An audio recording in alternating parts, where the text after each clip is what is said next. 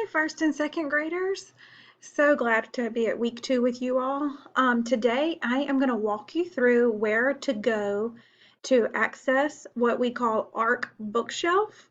It correlates, it goes along with our reading curriculum, IRLA, the Independent Reading Level Assessment curriculum that we use. Um, Parents, many of your students will be able to tell you what color books they read from last year. So it's based on colors, and I will add the slide from our virtual open house for first, second grade that tells you about that. I'll add that slide to this week's slide so that you can refer to it when your child tells you what reading level they think they remember they were whenever we got out last March.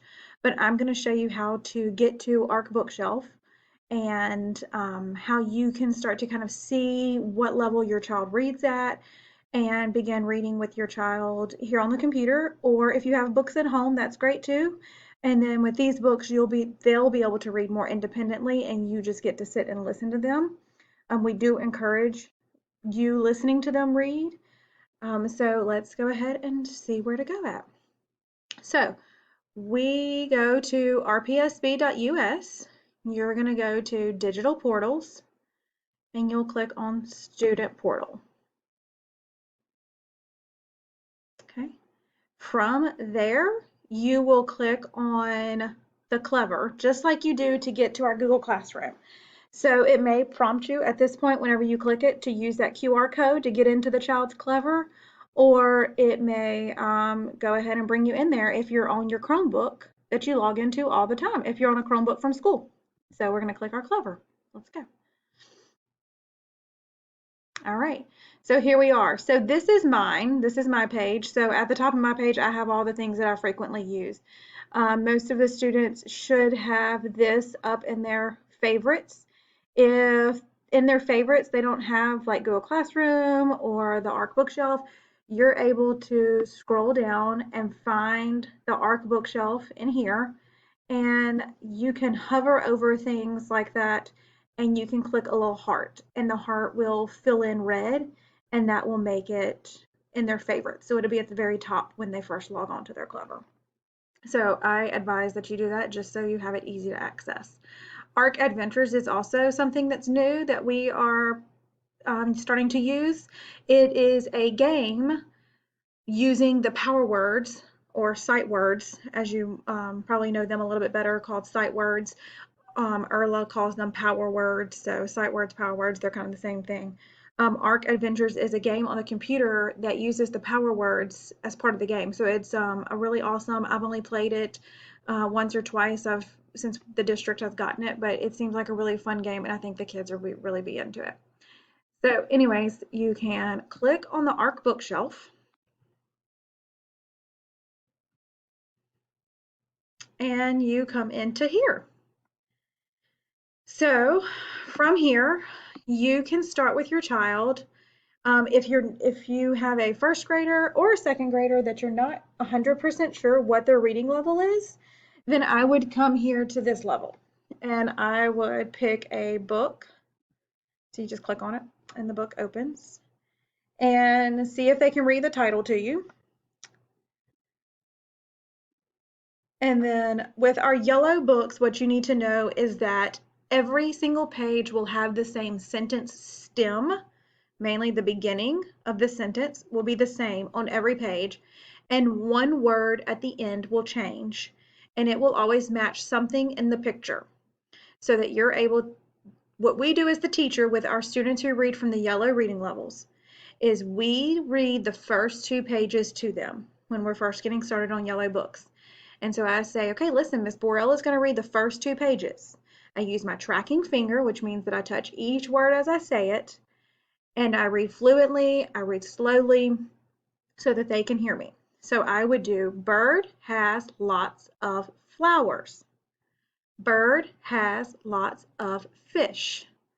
And then we turn the page, and I would say, now it's your turn, you're going to read the rest of the book to me. Well, I have said bird has lots of on the first 2 pages, and they've picked up on that. They know that this word will be different, but it will match something that's in the picture. With our yellow readers, we're listening for, do they know those beginning consonant sounds of words that they can sound out? If they don't know that this word is popcorn, they can say p, p. It starts with a P. What in this picture starts with a P? Popcorn. This word must be popcorn. Bird has lots of popcorn. And then we go on, bird has lots of, and they don't know that word, but they know that C says k, k. So they would say, oh, he has carrots. So he has lots of carrots. So forth, so on. You would do that throughout the page, throughout the book for them. So that's our yellow readers. After yellow, in our 1G, it's just hitting more of those power words. So they're going to see a lot of those power words, or they are going to see all those power words in the yellow books. And then the 1G books, they don't follow the sentence stem as much. Theirs changes up a little bit more when they get to that 1G. So it's not going to be the same sentence stem, but it's going to be using those power words. Do, you, like, this, one. That entire sentence is nothing but power words, sight words.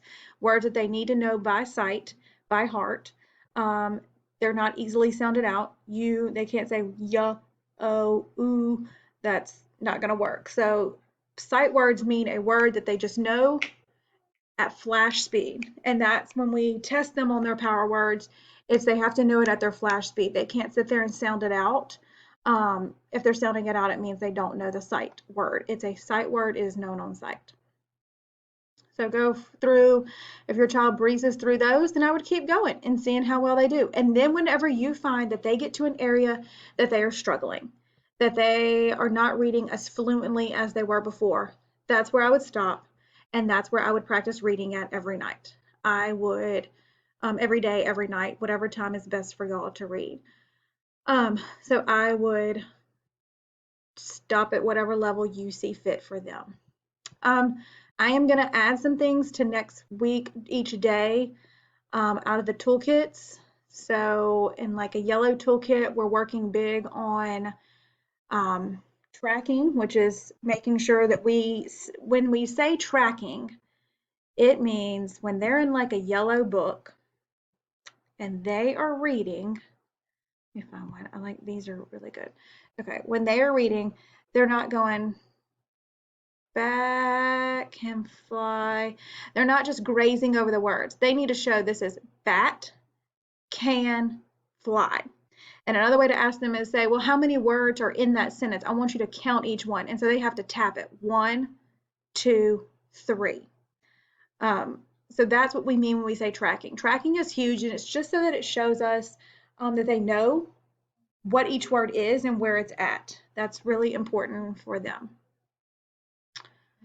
So anyways, these, the goal right now for first graders is that they should be, ideally, should be at a 2G level. It is not uncommon for us to have our first graders come in and they are below level. The goal is that they start out the year as a 2 green reader, but we do have many that are below the level. For a second grader, the goal is that they are coming into us as 1 red readers, but it is not uncommon for us to have them below level either. We would not like to see a 1 red way below level. It does happen. Whenever that is found, we do interventions. We have them stay we set them up to where we keep them in the classroom 2 to 3 days a week during specials for about 15 minutes of the specials time. We work on any of the skills that we see that they're missing, that they need in these other levels. So those are the things that we do with them. At home, I'm going to upload for this week the power words that are 1 green power words, the 2 green, the 1B, the 2B, and 1 red tricky words, power words, those kind of things. I'm going to upload those to the different days of the week so that you can kind of see what is expected of them and what they need to know. 3x5 note cards are fantastic for you to make cards on for them to practice. I recommend with yellow readers, they need to know consonant sounds. You can cut the 3x5 note cards in half and write just the letters, the consonants of the alphabet on them, and have them just go through it. If they're struggling with those consonant sounds, I would have them practice it. B says b, b. R says r, r. T says t, t. They need to be able to say those sounds to us when we test them. So that's what we're looking for in the yellow readers. And we look for yellow readers to begin learning their one green sight words. So there are 60 sight words for 1G, there are 60 sight words for 2G. So that is about it for that. So I would say every day be reading here. Um, now, if you think that your child is a one green reader, um, as teachers, when we read aloud to our students, we always read above level to them because we want to read those words with higher vocabulary to them. So we always read from higher reading levels when we do our read alouds. So when you're ready to read to them, like if there's nighttime that mom reads or dad reads to the child, I recommend coming up into a higher level and picking a book out. Especially if you pick a chapter book, read a chapter a night. I have a daughter who is 7.5. She's in second grade, and we read a chapter book together. She does read chapter books, but then there's bigger chapter books that I read to her at night before she goes to bed. We spend 15 to 20 minutes of me reading to her. So you can come through, and there are all kinds of books in here.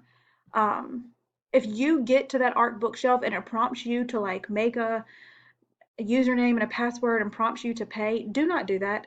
The district pays for this.